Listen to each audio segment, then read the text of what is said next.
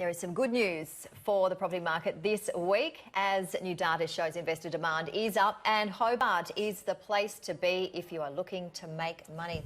It seems, Nerida Conisbee, that we talk about Hobart every single week. This is the new capital of Australia. I know. It's a very small city. I think you need to keep that in mind, that although we see all this, it is a beautiful Great city. restaurants, good. Mona. Salamanca a lot of markets. fun. Yeah, Yep. good.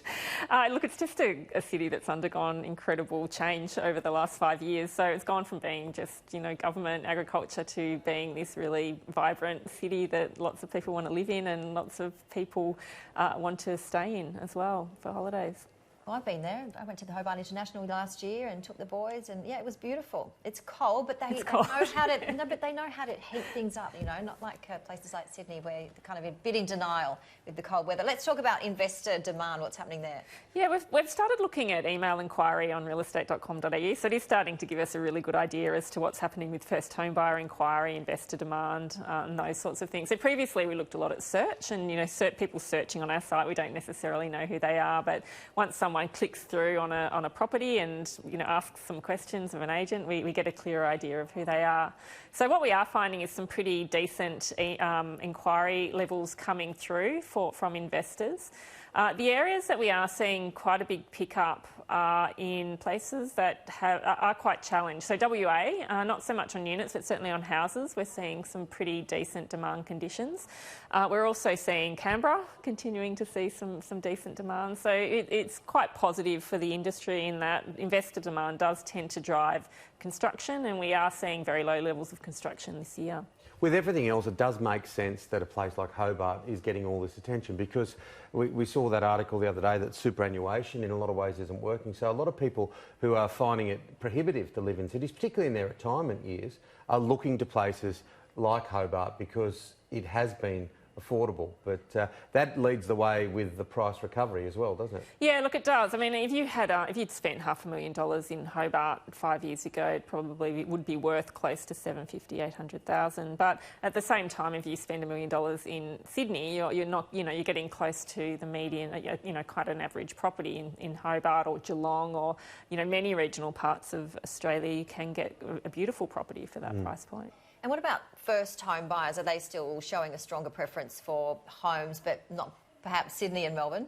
Yeah, so what we're finding with the first home buyer activity is that the 5% deposit scheme has been very positive for them. So on one hand, it will create price pressure at lower price points, but from a personal finance perspective, it has been a really good introduction for many first home buyers. At the moment, what we're finding is a growing preference for apartments in Melbourne and Sydney. So that's quite unusual. In Sydney, I think Sydney first home buyers have always seen an apartment as a pretty sensible first home, but Melbourne, we are seeing people switch from houses to apartments. The rest of Australia, first home buyers do show a very, very strong preference for houses.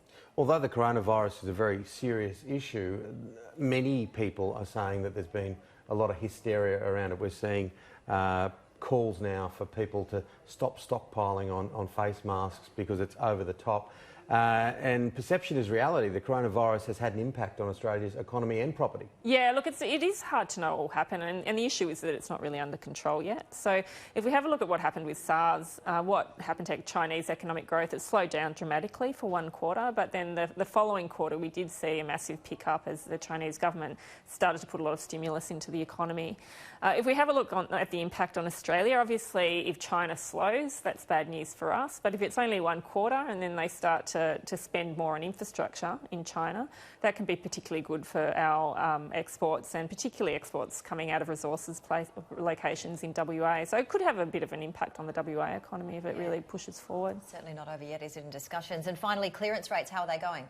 Yeah, they were a little bit low last week, actually. Auction numbers are still not that high. We're still seeing relatively similar levels to last year, so which were quite low at that time. So I did expect them to be higher last weekend. It will be interesting to see what happens this weekend. One last question I did want to ask you was, as the Chief Economist for REA, the head of the Reserve Bank, some of his comments this week in and around the whole idea of interest rates and why they didn't drop this time, and can you try and explain that in layman's speak? Yeah, sure. I was at a lunch, actually a press club lunch with the Reserve Bank Governor, and it's interesting hearing him talk. I mean, he's trying to stop panic in the markets, and he's starting to try to explain that the market is turning around. You know, when we start to see house price growth, it can be alarming for some people, but it does show people have greater confidence to borrow more money.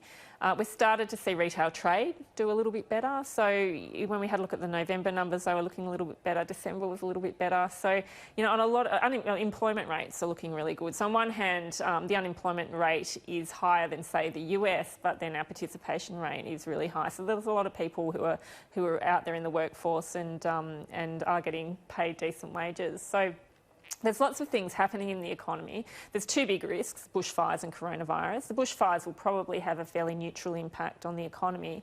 Coronavirus, as we mentioned before, we don't really know. But on most measures, it does look like things are gradually turning around and should hopefully start to get better throughout the remainder of the year. And he was hinting on a negative risk of keeping the rates low or lowering them again.